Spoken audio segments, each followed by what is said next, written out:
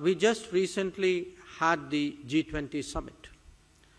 And one of the important side events in the G20 summit was an understanding, an agreement for the India, Middle East, Europe economic corridor.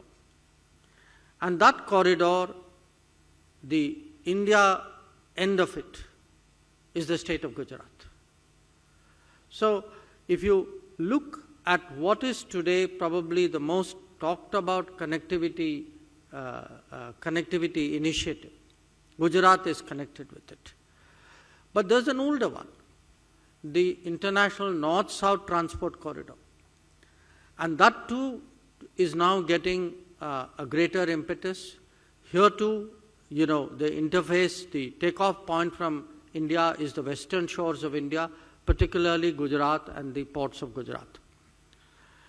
If one looks at another initiative we started 2 years ago called I2U2, here again the energy, the hybrid energy parks that are envisaged, the food parks that are envisaged, we are looking at the state of Gujarat. There are many other initiatives today in the works. The Indo-Pacific Economic Forum has progressing. People have great expectations of it by the end of this year. There are efforts underway to address critical and emerging technologies, particularly how to expand semiconductor and chips production.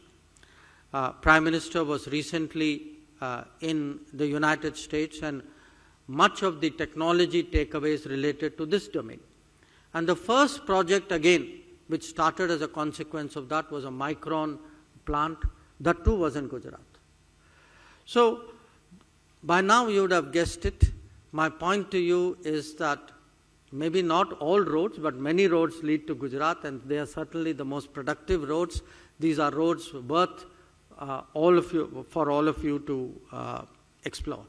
And Gujarat is also the state that faces the Gulf.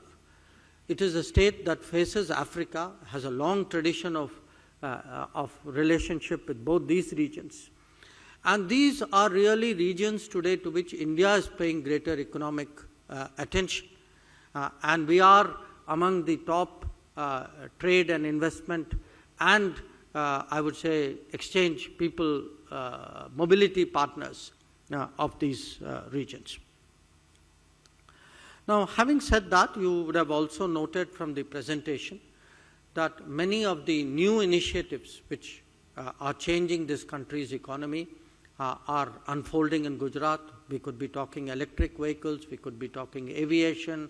I spoke about semiconductors. So, if one assumes that there is an interest in the world today in knowledge-based industries, a lot of that today is centering around Gujarat.